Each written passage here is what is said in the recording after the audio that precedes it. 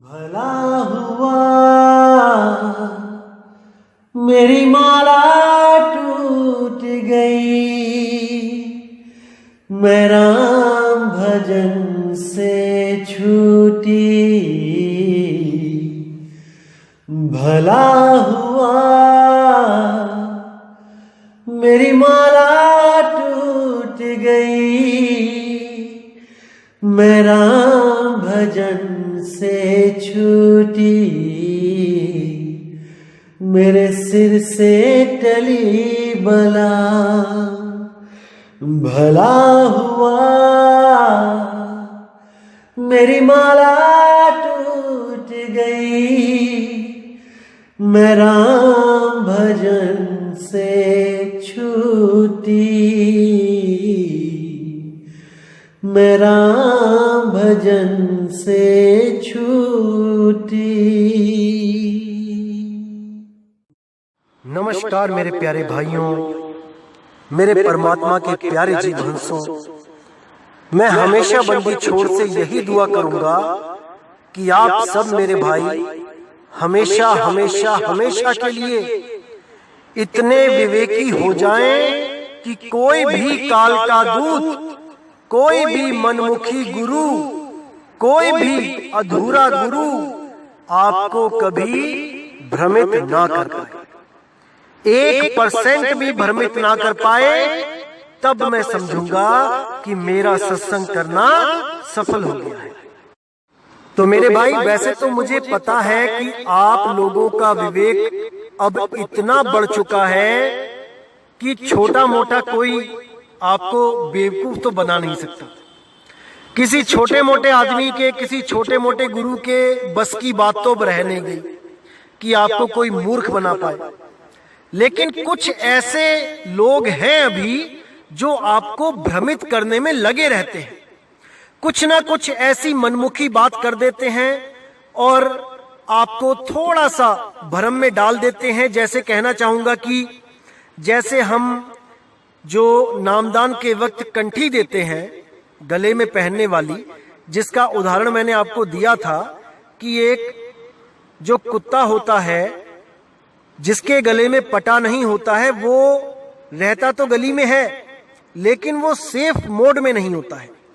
उसको कभी भी म्युनिसिपैलिटी वाले आके उठा के ले जाते हैं और कोई भी उसकी शिकायत दर्ज नहीं कर सकता।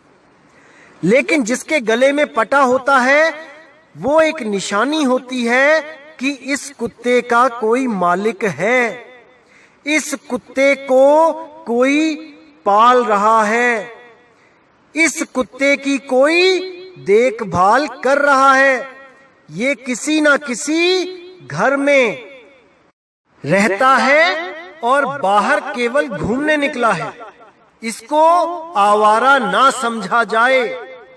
तो ये जो मैंने उदाहरण दिया था, इस उदाहरण को मजाक बना के, गलत ठहरा के लोगों को भ्रमित करने वाले कुछ एक्स्ट्रा चालाक जो काल के दूत हैं, उनके लिए आज मैं कुछ भेजना चाहता हूं और आप लोग भी इसको अच्छी तरह ग्रहण कर लो, ताकि कल को कोई आपको 1% भी भ्रमित ना कर पाए कंठी का नाम लेके कि आपने ये गले में क्या पहन लिया। कबीर साहब तो इसके खिलाफ थे। मेरे भाई, मैंने आपको पहले भी समझाया है कि ये केवल यूनिफॉर्म है। स्कूल में जब आप कहीं पढ़ते हो, अपने बच्चों को भेजते हो, तो वहां पे एक यूनिफॉर्म होती है। अगर आप कहो कि मैंने यूनिफॉर्म नहीं पहनानी अपने बच्चों को, लेकिन मैंने पढ़ाई आप ही के स्कूल में करवानी है, तो मेरे भाई आप उस स्कूल के नियम तोड़ रहे हो, और जो नियम तोड़ते हैं उन पे फाइन लगता है। तो इसी तरह ये कंठी, ये माला, ये हमारी चलाई नहीं है कि कोई कहे कि हमने चला दी है, ये मनमुखी कंठी पहना दी है। मेरे भाई, एक एक चीज कबीर साहब के कहे अनुसार होती है हमारे पंथ में, एक एक चीज।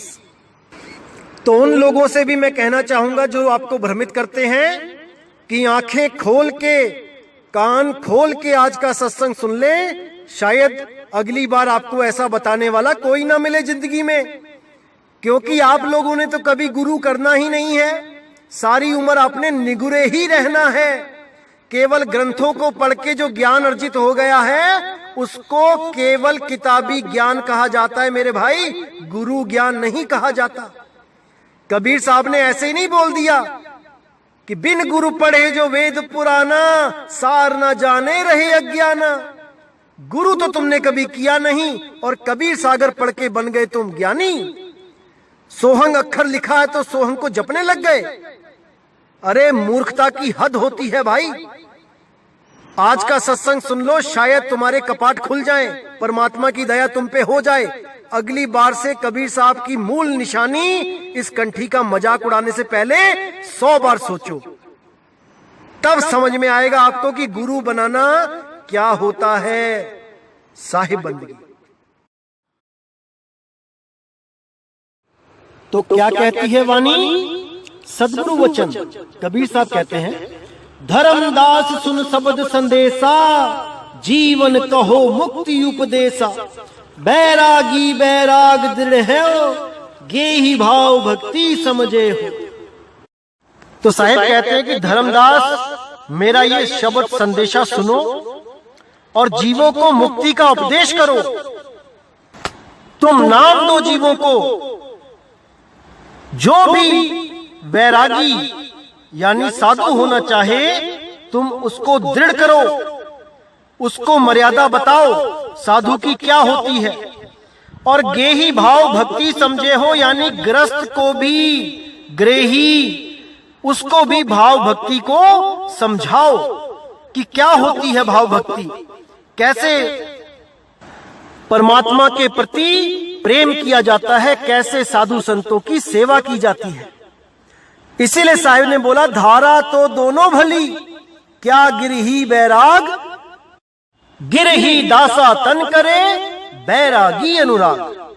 कि दोनों ही धाराएं भली हैं भाई, चाहे ग्रस्त हो जाओ चाहे बैरागी हो जाओ। अगर बैरागी होते हो तो, साधु होते हो तो मर्यादा में रह के भक्ति करो और जीवों को चेताओ। और जो ग्रस्त है वो अपना ग्रस्त में भक्ति करे और साधु संतों की सेवा करे, प्रचार में अपना योगदान दे, संगत की सेवा में अपना योगदान दे, साधुओं की संतों की सेवा में अपना योगदान दे। धीरे धीरे धीरे पूंजी बढ़ती जाएगी और एक दिन वो मुक्त हो जाएगा। तो आगे कहते हैं, बैरागी यस चाल बताऊं, तजे अखज तब हंस कहाऊं। प्रेम भक्ति आने उर्माही, द्रोह घात दिग चितवे नाही। यानी बैरागी की अब मैं चाल बताता हूँ, बैरागी कैसा होना चाहिए। तजे अखज तब हंस कहाऊं, सारी बुराइयों को त्यागे तब वो हंस कहाएगा। प्रेम भक्ति आने और माही, प्रेम और भक्ति उसके रग रग में बसी होनी चाहिए। द्रोह घात दिग चितवे नाही, किसी के साथ द्रोह, किसी के साथ घात उसके चित्त को भाए ही ना। बिल्कुल सिंपल जीवन जिए। जीव दया राखे ही माही, मन वच कर्म घात को नाही। लेवे पान मुक्ति की छापा, ताते मिटे कर्म भरम आपा। तो क्या कहते हैं साहिब कि जीव दया राखे ही माही, जीवों के लिए उसके दिल में दया होनी चाहिए। साधु के लक्षण बताए गए हैं। जीवों के लिए दया मतलब साधु को चाहिए कि घर घर तक परमात्मा का संदेश पहुंचाए, अपने जीवन को परमात्मा के नाम पे लगा दे। देश विदेश कहीं भी जहां पे भी मालिक के जीव हैं, भ्रमण करे, प्रचार करे। बाबा नानक देखो कहां कहां तक नहीं गए। उनको क्या जरूरत थी अपना घर बार छोड़ के, ऐशो आराम छोड़कर इन जीवों के लिए दर दर भटकते हुए कहां कहां नहीं पहुंचे। कन्याकुमारी श्रीलंका से लेके अरब देश तक कहीं भी जगह नहीं छोड़ी जहां प्रचार नहीं किया। तो क्या उनको चेले बनाने की भूख थी? आज हम प्रचार की बात करते हैं कि हम देश विदेश में प्रचार करना चाहते हैं मालिक के नाम का, तो लोग हमें कहते हैं कि इनको चेले बनाने की भूख है। अरे मेरे भाई, हमें लोगों की मौत नजर आ रही है कि जब वो इस शरीर को छोड़ेंगे तो उनका क्या हाल होगा। उस मौत से छुटकारा देने के लिए संतों को चाहिए कि वो गली गली प्रचार करें, माल खजाना इकट्ठा करके बड़े बड़े आश्रम ना बनाएं, बल्कि गली गली घूमें और जीवों को चेताएं। यही साधु का भाव है, यही साधु का धर्म है। पानी रुका हुआ सड़ जाता है, पानी चलता ही भला है, साधु चलता ही भला है। तो आगे कहते हैं, लेवे पान मुक्ति की छापा, कि साधु होने से पहले चरणामृत ले गुरु का। पान यानी कि चरणामृत और मुक्ति की छापा, एक छाप लगाई जाती है कबीर पंथ में चंदन से, माथे पे और कनपटी पे। ये खास छाप होती है, ये आपको आगे बताया जाएगा कि इसका क्या महत्व है। तो इस छाप को लेके, मुक्ति की छाप को लेके, ताते मिटे करम भरम आपा, उस छाप को लेके सारे करम भरम अपने मिटा दे वो साधु। हंस दशा धरि पंथ चलावे, श्रवणी कंठी तिलक लगावे। यानी मालिक का सच्चा हंस बनकर वो पंथ चलाए, वो प्रचार करे और श्रवणी कंठी तिलक लगावे, और अपने जो उसके यूनिफॉर्म है कंठी तिलक वो लगा के रखे, तभी वो पहचाना जाएगा कि वो प्रचारक है। एक पुलिस वाला तभी पहचाना जाता है जब उसकी यूनिफॉर्म हो। अगर एक सिविल वर्दी में कोई आके कहे कि मैं पुलिस वाला हूं, तो आप कैसे पहचानोगे उसको? कोई उसको नहीं मानेगा। लेकिन एक मरियल सा आदमी जो पुलिस वाला है, वर्दी पहना है, उसको देख के आप डर जाओगे कि मैं कोई गलत काम नहीं करूंगा, सामने पुलिस वाला खड़ा है। तो वर्दी का ये रौब होता है मेरे भाई, वर्दी की पहचान होती है। इसी तरह साधु की क्या वर्दी होनी चाहिए, ये कबीर साहिब ने अपने मुख से भाग के बताया है। ये कोई तुम्हारी मेरी कही सुनी बातें नहीं है भाई, प्रमाणित बातें हैं। और तुम इन बातों को नहीं मानोगे क्योंकि तुमने कभी कोई गुरु धारण ही नहीं किया। तुम निगुरे हो, तुम मनमुखी हो, अपने मन की मानने वाले हो, गुरु की तो मानते ही नहीं हो, क्योंकि गुरु तो तुमने अभी तक धारण ही नहीं किया। केवल ग्रंथ पढ़ने से, कबीर साहब को गुरु मानने से कुछ नहीं होगा। कबीर साहब कहते हैं, गुरु बिन माला फेरते, गुरु बिन देते दान, गुरु बिन दोनों निष्फल है, चाहे पूछो वेद पुराण। बिना गुरु धारण किए परमात्मा कभी किसी को नहीं मिलता। जितना मर्जी प्रेम कर लो परमात्मा से, किसी को नहीं मिलता। जिसको भी वो मिलता है वो तब मिलता है जब उसने कोई पंथ चलाना हो या कोई बहुत ही संस्कारी पुराना हंस साहिब का जिसको पार करना हो, केवल उसी को मिलते हैं। नहीं तो ये दुनिया खाली हो गई होती अब तक। क्या परमात्मा को हम प्यारे नहीं हैं? सब प्यारे हैं, लेकिन परमात्मा बिना मर्यादा वालों को यहीं 84 में ही भटकने देता है। केवल मर्यादा रखने वालों को ही पार किया जाता है। इसको अच्छी तरह दिमाग में बैठा लो।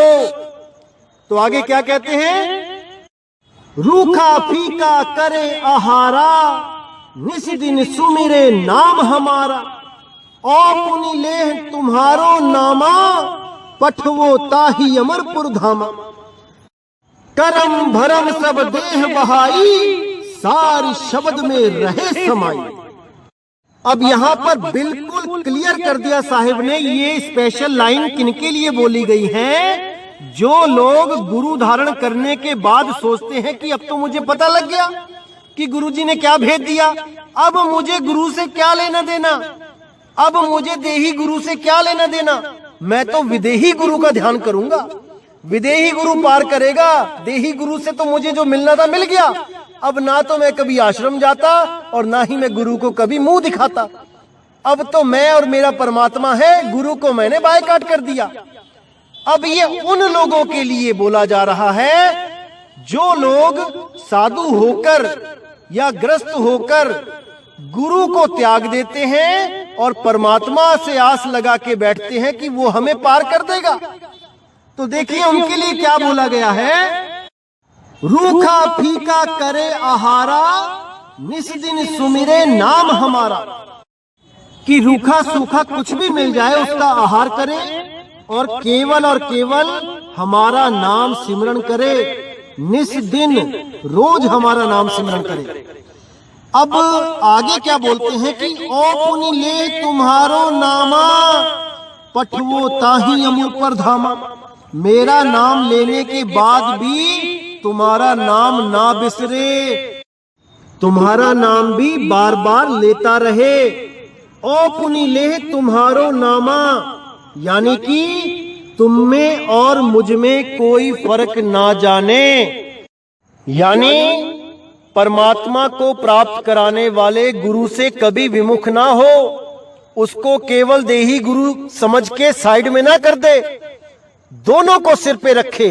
क्योंकि सेवा को दो ही भले, एक संत एक राम, राम है दाता मुक्ति के, संत जपावे नाम। बिना संत के किसी को भी वो नाम सिमरण मिल ही नहीं सकता जिसके द्वारा जीव की मुक्ति होती है। इसलिए दोनों को अपने सिर पे रखे।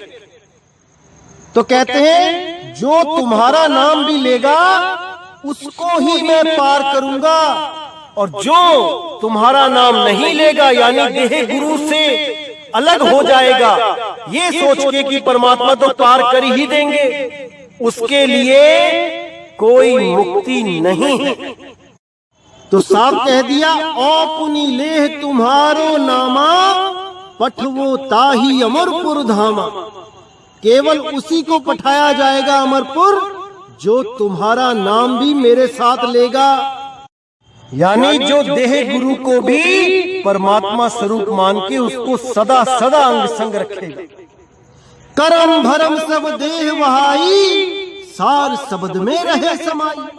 उस भगत के, उस साधु के सारे कर्म भरम सब देह बहाई, खत्म हो जाएगी, बह जाएगी। वो अपने निज स्वरूप को प्राप्त करेगा, सार शब्द में रहे समाई। उस परम पिता परमात्मा सार शब्द रूपी शब्द गुरु में सदा के लिए उसकी सुरती समा जाएगी, ये काल उसका कुछ नहीं बिगाड़ पाएगा। इसीलिए साहिब ने बोला, ये धरती हांडी भई, ढकना भयो आकाश, तीन लोक ईंधन भया, जीव को कहा निकास। सतगुरु हांडी फोड़ के ढकना दियो उघार, सुरत चली सतलोक को, काल रहा झक मार। वो काल झक मारता रह जाएगा जब ये सुरत हमेशा के लिए उस शब्द गुरु में लीन हो जाएगी, ना कि सोहंग मंत्र में लीन होगी। इन लोगों को सोहंग का ABC नहीं पता। ये सब सोहंग को श्वास मान के बैठे हैं, जबकि सोहंग क्या है? उस आत्म स्वरूप को सोहंग बोला जाता है, जो तू सोहम। तो ये साहिब ने साधु के लक्षण बताए। अब ग्रस्त के लक्षण क्या बोले हैं साहिब ने, ये भी देख लीजिए आप, ताकि 1% भी भ्रम ना रहे। कहते हैं, गे ही भक्ति सुनहु धर्मदासा, जे ही लगे ही परे ना फांसा। काग दशा सब दे बहाई, जीव दया दिल रखे समय। यानी ग्रस्त की भक्ति सुनो धर्मदास, मैं बताता हूं वो कैसा होना चाहिए। जे ही लगे ही परे ना फांसा, अगर वो ऐसा होगा जैसा मैं बताता हूं तो काल की फांस में नहीं फंसेगा। काग दशा सब दे बहाई, ये जो कौवे की वृत्ति होती है इसको बहा देगा।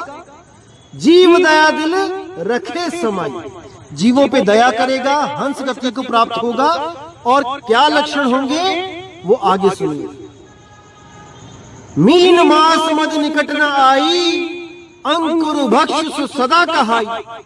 लेवे पान मुक्ति सहदानी, जाते काल न रोके आनी। यानी कभी मछली, मांस, अंडा, शराब इसके निकट नहीं जाएगा। अंकुर भक्ष यानी जो चीजें अंकुरित होती हैं, जो बीज वाली होती हैं, जैसे पेड़ पौधों पे जो फल निकलते हैं, सब्जियां निकलती हैं, केवल सदा उन्हीं का आहार करेगा। अंकुर भक्ष सदा कहाई, लेवे पान मुक्ति सहदानी। वो चरणामृत लेगा गुरु से और मुक्ति की जो निशानी है वो लेगा। जाते काल न रोके आनी, उसका काल कुछ नहीं बिगाड़ पाएगा अगर वो पूरी यूनिफॉर्म अच्छे से पहनकर पूरी अच्छी सी पढ़ाई करे। कंठी तिलक साधु को बाना, गुरमुख शब्द प्रीति उराना। अब यहाँ बिल्कुल क्लियर कर दिया कि साधु का बाना और भक्तों का बाना असल में एक सा ही होता है, केवल भाव अलग होते हैं। वो बैरागी होते हैं और ये गिरही होते हैं। तो कहते हैं कंठी तिलक साधु को बाना। कंठी और तिलक बहुत जरूरी होनी चाहिए, यही बाना है साधु का। और जो साधु शिष्य बनाता है वो उसको अपना स्वरूप दे, तभी बात बनेगी। कंठी तिलक साधु को बाना, गुरुमुख शब्द प्रीति उयाना।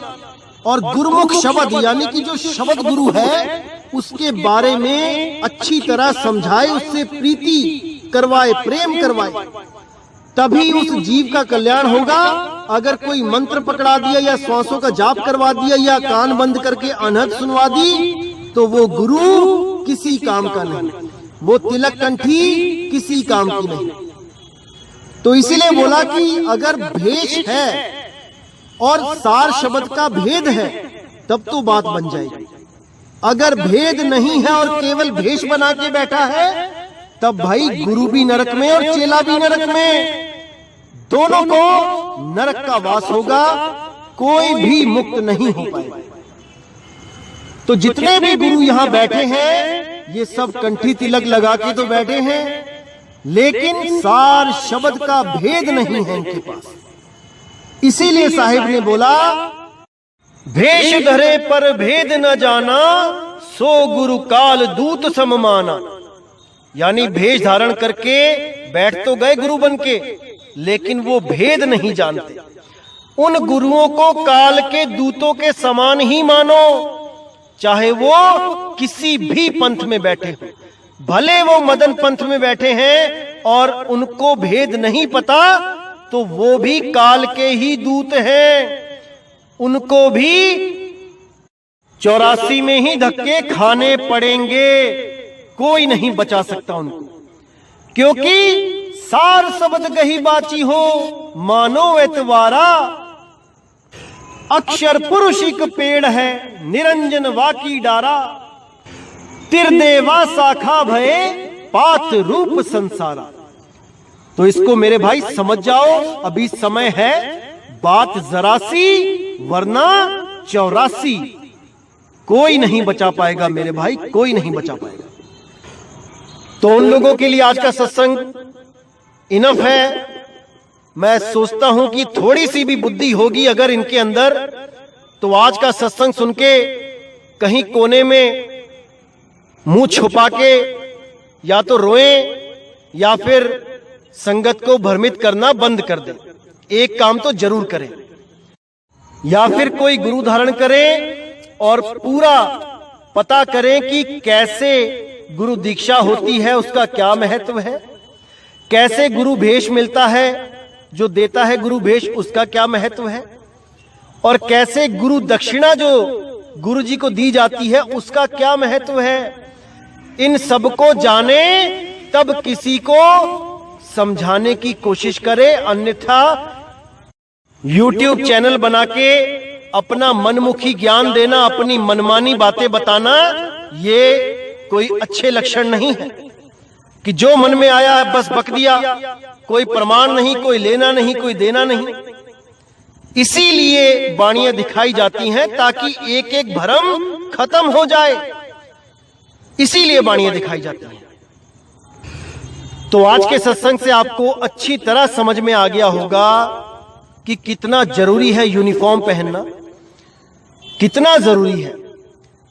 याद रखो मेरे भाइयों, हम जैसे अपने बच्चों को स्कूल में भेजते हैं और हम आवारा लड़कों से हमेशा अपने बच्चों को बचाने की कोशिश करते हैं, उनको समझा के भी भेजते हैं घर से ही कि बेटा किसी आवारा लड़के से कोई दोस्ती करने की जरूरत नहीं है। जो यूनिफॉर्म में हो केवल उन्हीं से बात करना है स्कूल में, क्योंकि तुम स्कूल जा रहे हो और केवल यूनिफॉर्म वाले बच्चे ही तुम्हारे बोलचाल के बोलने चालने के लायक हैं। किसी भी गली के लड़कों से, किसी गंदे लड़के से बात नहीं करनी है जो स्कूल नहीं जाता, क्योंकि जो खुद स्कूल नहीं जाता वो तुम्हें भरमाएगा कि तू क्यों जाता है, तू क्यों ये वर्दियां पहनता है, हमें देख हम बिना वर्दी के घूमते हैं। तो ऐसे भ्रमित करते हैं ये स्कूल के बच्चों को ये आवारा लड़के। इन लोगों से अपने बच्चों को बचाने के लिए हम अच्छी तरह समझाते हैं। इसी तरह आपको भी समझाया जा रहा है कि निगुरों की बातों पे ध्यान मत दिया करो।